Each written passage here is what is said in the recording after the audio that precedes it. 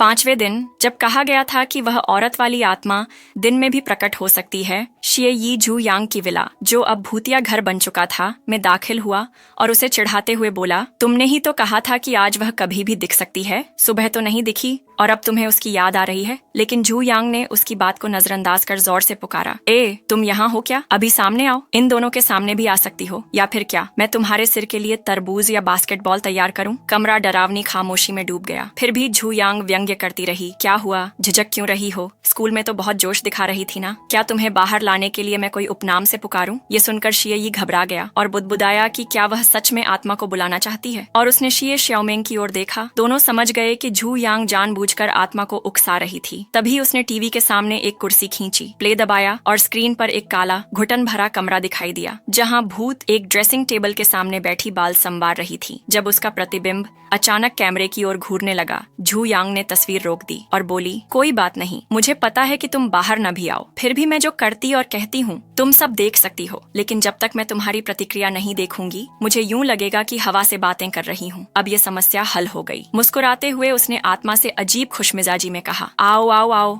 मुझे पता है कि साल भर उस तंग कमरे में कैद रहकर तुम्हारे मानसिक हालात बिगड़ गए होंगे, लेकिन तुम्हें खूबसूरत औरतों को डराना नहीं चाहिए। भूत बनकर भी लड़कियों को अपना स्टाइल बनाए रखना चाहिए। देखो नी श्याओचियान और सिस्टर माको कितनी मशहूर हैं। तो मैंने तुम्हारे लिए एक नया रास्ता सोचा है ताकि तुम भूतों की दुनिया में ऊपर उठ सको। पता है ब्लैक रेड रूट क्या होता है?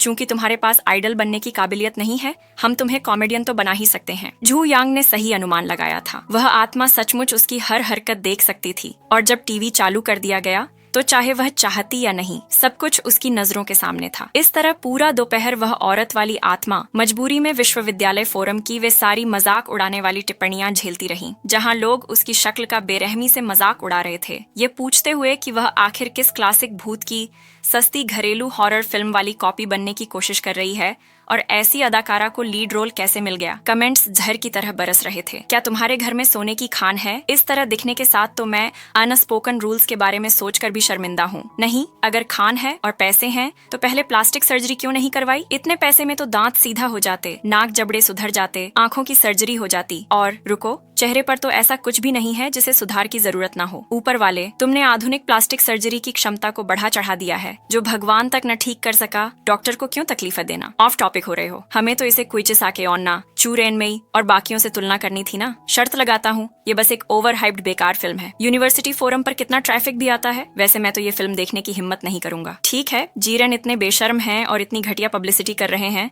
तो क्यों ना इसे ही पहला स्थान दे दिया जाए। हाँ हाँ, जल्दी करो, अगले राउंड पर चलते हैं। कहीं लिखा था ना कि फोटोशॉप प्रतियोगिता में कैश प्राइज मिलेगा। बस एक फोटोशॉप इमेज डालो और $10,000 जीतने का मौका पाओ। क्या तुम्हारी शॉपिंग कार्ट अभी भी खाली पड़ी है? क्या तुम्हें अपनी स्किन के लिए नए स्किन्स नहीं चाहिए? जल्दी करो। झू यांग ने जानबूझकर यह सब आत्मा को दिखाया और उसी विकृत खुशमिजाज लहजे में उसे दिलासा देते हुए बोली, सब ठीक हो जाएगा। अभी वो जितना भी तुम्हें रोस्ट कर रहे हैं उस पर ज्यादा ध्यान मत दो। आखिर वो कहावत है ना, जब चीजें चरम पर पहुंच जाती हैं तो पलटकर दूसरी दिशा में जाती है। इस रास्ते में गालियों से डरना नहीं चाहिए। असली डर तो तब है जब लोग ध्यान देना बंद कर दें। ओह देखो देखो, लोग पहले से ही फोटोशॉप तस्वीरें अपलोड करने लगे हैं। कितने एफिशिएंट हैं। बोलते हुए उसने टैबलेट को आत्मा के सामने आगे पीछे हिलाया। उसके चेहरे पर खिली हुई व्यंग्यात्मक मुस्कान थी, जबकि शिये यी और शिये श्याओमेंग एक और खड़े तनावपूर्ण चुप्पी में देख रहे थे। तभी आत्मा, जो झू यांग की अमानवीय चालों से अंदर तक आहत हो चुकी थी, उसकी आंखों, नाक, कान और मुंह से हरे रंग का खून बहने लगा। यह साफ संकेत था कि अपमान से उसे भीतर ही भीतर चोट पहुंची है। फिर अचानक जमे हुए हाल से बाहर निकलकर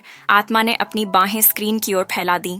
उंगलियां पंजों की तरह मुड़ी, पूरी ताकत से उस व्यक्ति का गला दबाने की कोशिश करती रही जो बस एक बाल भर की दूरी पर बैठा था। उसके भीतर बार बार चीखती आवाज थी, गला दबा दो, गला घोंट दो, मार डालो। लेकिन शिकार इतनी नजदीक होते हुए भी उसका हाथ कभी कांच के उस पार नहीं पहुंच सका, और वह बेबसी में सिर्फ तड़पती रही। 7वें दिन तक अब भी एक दिन बाकी था, मगर वह औरत वाली आत्मा अपना क्रोध रोक नहीं पाई। यीव शिये श्याओमेंग को मजबूरी में वहां खड़े रहना पड़ा। देखते रहे कि झू यांग पूरा दोपहर उसे बिना दया के सताती, अपमानित करती और उसका मजाक उड़ाती रही। आज 6ठा दिन था और जैसे ही आधी रात बीतती, वह डरावना 7वां दिन आ जाएगा। वह पल जिसका सबको यकीन था कि औरत वाली आत्मा अपने घातक वार के लिए सबसे ज्यादा तैयार होगी। तो झू यांग ने बड़े आराम से अपने छोटे भाई को कॉल किया और बोली, अरे आशिन, अगर मैं कल के बाद तुम्हें फोन न करूं तो मेरी सारी चीजें तुम्हारी हैं। जू वेशन चौंक गया और तुरंत शक करने लगा, क्योंकि अपनी बहन की फितरत को वह जानता था। इतनी आसानी से कुछ छोड़ना तो किसी चाल का हिस्सा ही हो सकता है। उसने झट जवाब दिया, दीदी भले ही आप कह रही हो, आपकी चीजें मेरे किसी काम की नहीं है। मैं आपके कपड़े, बैग और जूते कैसे पहनूंगा? ये कोई टेस्ट तो नहीं है। मैंने पहले ही कहा था, मैंने कभी आपका सामान नहीं उठाया। झू यांग ने आंखें घुमाकर झुंझलाते हुए कहा, बेवकूफ, उन्हें बेचोगे तो कितने पैसे मिलेंगे? खैर, माँ पापा घर पर आ रहे हैं क्या? इस गर्मी में इधर उधर मत घूमना। जब वे लौटें तो उन्हें पानी चाय देना, आज्ञाकारी रहना, सम्मान करना और एक अच्छे बेटे की तरह बर्ताव करना। फिर उसने थोड़ा गंभीर होते हुए जोड़ा, और हाँ, मेरे कमरे की अलमारी के नीचे एक डिब्बा है। अगर परसों तक मैं तुम्हें फोन न करूं तो उसे लूसियूसी को लौटा देना। यह सुनकर जू वेशन घबरा गया और चिल्लाया, दीदी यह तो ऐसे लग रहा है जैसे आप अपनी वसीयत बांट रही हो। सच में आपके साथ कुछ हुआ है क्या? पिछले 2 दिन से आप किसी को ढूंढ रही थी और पैसे उधार ले रही थी। मैंने सोचा शॉपिंग का शौक चढ़ा है, लेकिन अब तो आप भाईलू से भी संपर्क करने लगी। जू यांग ने मन ही मन कोसा कि यह मंदबुद्धि भाई इतनी नाजुक घड़ी पर होशियार क्यों बन रहा है, और फौरन विषय बदलते हुए बोली, ये डरे से क्या मतलब? वो लो इंसान है, कोई जहरीला सांप या जानवर नहीं। तुम्हारी बहन मैं कब किसी से डरी हूँ? लेकिन भाई ने हार नहीं मानी। आप ही ने तो उसे 2 मुंहा बिगड़ैल कहा था और रोती धोती विदेश भाग गई थी। भूल गई? अपनी पुरानी बेइज्जती इस बेवकूफ के मुंह से सुनकर झू यांग को झेंप और गुस्सा दोनों आ गया। ठीक है, बस अब बहुत बोल चुके। मैंने जो कहा याद रखना और आज्ञाकारी रहना। गर्मी की छुट्टियों में मैं लौट आऊंगी। दीदी, अगर मैं जू वेशन अभी बोल ही रहा था कि उसने अचानक फोन काट दिया। हालांकि जू यांग पूरे जोश और आत्मविश्वास से भरी लगी, हमेशा की तरह हुक्म चलाने वाली, मगर यह बातचीत उसके भाई वेशन को और बेचैन कर गई। वह उसकी बातों को बार बार सोचता रहा। किसी और चीज में मन नहीं लगा, यहाँ तक कि दोस्तों का बाहर जाने का न्योता भी ठुकरा दिया। उधर जू यांग ने भाई से बात खत्म कर मोबाइल देखा तो कल की फोरम प्रतियोगिता के नतीजे आ चुके थे, तो उसने खुशी खुशी प्राइज मनी भेज दी। विजेताओं ने अपनी जीत का बखान किया, जिससे ईर्ष्या की लहर उठी, क्योंकि भले रकम बहुत बड़ी न थी, पर एक साधारण छात्र के लिए काफी मायने रखती थी, खासकर जब काम इतना आसान था, बस भूतों की तस्वीरें फोटोशॉप करना, जो पढ़ाई याद करने या निबंध लिखने से कहीं हल्का था। जल्द ही लोगों ने मांग की कि ऐसी और प्रतियोगिताएं होनी चाहिए, लेकिन दोपहर तक जब उत्साह कुछ थम गया, जू यांग ने बड़ी निश्चिंतता से एक नया मैसेज पोस्ट किया। असल में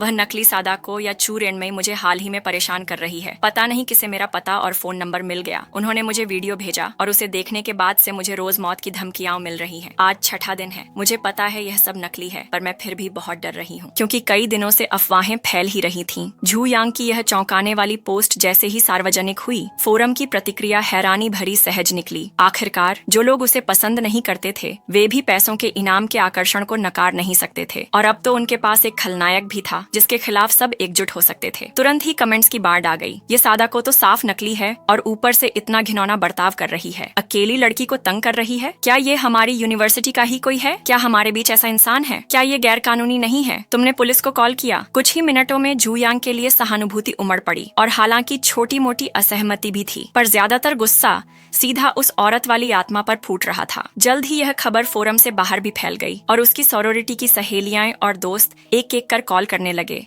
उसका हालचाल पूछने और उसे भरोसा दिलाने कि वह अकेली नहीं है। जू यांग के भीतर गर्व की लहर उठी। अगर उसकी नियति भूत बनने की ही है तो कम से कम वह बराबरी के मैदान पर लड़ेगी, कभी भी ऐसी दयनीय नीच चीज से हार मानने वाली नहीं। तभी किसी ने माहौल भांपकर सुझाव दिया, आज रात पार्टी नहीं है क्या? सब साथ रहेंगे तो देखते हैं वो कमीनी क्या कर पाती है। फोरम जोश से गूंज उठा, ऊर्जा और बढ़ गई। इतने लोग जुड़ गए थे कि उत्साह संक्रामक हो गया था, और अब फर्क नहीं पड़ता था कि सामने कोई बिगड़ैल इंसान है या असली भूत। सब भूत शिकार के लिए तैयार थे। जू यांग ने बनावटी हिचकिचाहट दिखाई, मेजबान की तरह अनिच्छुक बनते हुए बोली, क्या ये सचमुच ठीक है? हाँ, अलौकिक का शिकार मजेदार लगता है, मगर इसमें बहुत से अनजाने खतरे हैं। शायद मुझे कोई हल मिलने तक इसे टाल देना चाहिए। लेकिन वह अपनी बात पूरी भी न कर पाई थी कि विरोध की लहरें उस पर टूट पड़ी। सब जिद करने लगे कि ये आज ही होना चाहिए। उन्होंने हर तरह की पार्टी थीम देख ली थी, मगर पहली बार ऐसा मौका था जहां भूत आने की संभावना थी, और वे इसे रद्द करने नहीं देने वाले थे। दबाव इतना बढ़ गया कि भीड़ ने साफ कह दिया, अब जब बात इतनी आगे बढ़ चुकी है तो मेजबान के रूप में झू यांग उन्हें निराश नहीं कर सकती। झू यांग ने शालीन मुस्कान के साथ सबका धन्यवाद किया और फोन काटते ही पास के बाजार में कॉल कर बड़ी खेप शराब का ऑर्डर दे दिया। तैयारियां शुरू हो चुकी थीं, लेकिन शिएयी अब भी संशय में था और बोला, मानता हूँ कि भूत से बचने का सबसे अच्छा तरीका भीड़ में रहना है, मगर भले ही वह औरत वाली आत्मा आज रात कामयाब न हो, वह किसी और समय हमला कर सकती है। तुम हमेशा इस तरीके पर निर्भर नहीं रह सकती। जू यांग ने बिना झिझक उसे पहले ही मेहनताना पकड़ा दिया। शिएयी चाहे ढोंगी ही सही, मगर वह किसी को कम नहीं चुकाती थी, बल्कि तय से भी ज्यादा देती थी। हैरान और भावुक होकर शिएयी हकलाया, अरे ये क्या कर रही हो, मुझे तो शर्म आ रही है। जिस पर जू यांग ने बस तिरस्कार से हंसकर कहा, ले लो बस। अब और किसी सफाई की जरूरत नहीं थी। भले ही पहले कितनी ही धमकियां दी हों,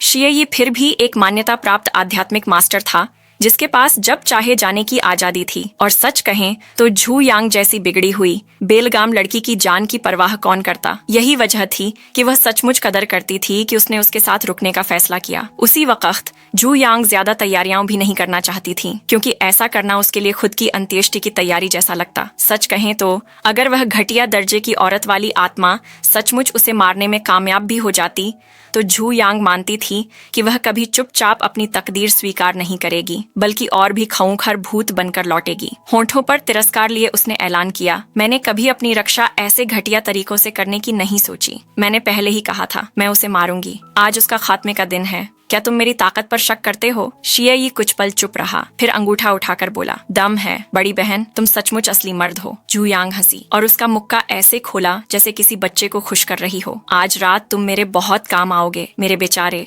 सही वक्त पर बस समझदारी दिखाना और देखना मैं सब कैसे संभालती हूँ। शिएयी बेचैनी में फिर पूछ बैठा कि उसका इरादा क्या है, और चेतावनी दी कि सिर्फ पैसे होने का मतलब ये मत समझना कि तुम कुछ भी कर सकती हो। तभी सोरोरिटी की सदस्याएं पहुंच गईं और सजावट में जुट गईं, यहाँ तक कि जगह चमकने लगी। फिर एक एक कर और मेहमान भी आने लगे। शिएयी ने जब नीचे उस रौनक और भव्य भीड़ को देखा तो हैरानी छिपा न सका। वाह, ये तो सचमुच ऊंचे दर्जे के लोगों का हॉल है। कितना जबरदस्त माहौल है। मैंने एंटरटेनमेंट कंपनियों की ट्रेनीज की पार्टियां देखी हैं, मगर ये तो उनसे कहीं आगे है। तुरंत शी श्याओमिंग ने आंखें घुमा दी। वो ट्रेनीज हमारी बराबरी कहाँ कर सकती हैं? उनमें से ज्यादातर तो मिडिल या हाई स्कूल ड्रॉप आउट हैं। उनके पास चेहरा और नकली शख्सियत के अलावा और है ही क्या, जबकि हम समाज के भावी एलिट्स हैं। जू यांग सिर्फ सबसे बेहतरीन को ही अपनी सोरोरिटी में जगह देती है, बाकी सब दफा हो सकते हैं। और सिर्फ अच्छा दिखना ही काफी नहीं, अगर दिमाग और हुनर नहीं है तो हमारे लिए बेकार हो। जहाँ तक इन लड़कों की बात है, ये सब अपने अपने डिपार्टमेंट के टॉप मेल गॉड्स हैं। पूरे शहर की यूनिवर्सिटीज में हमारी सोरोरिटी सामाजिक पिरामिड के शिखर पर है,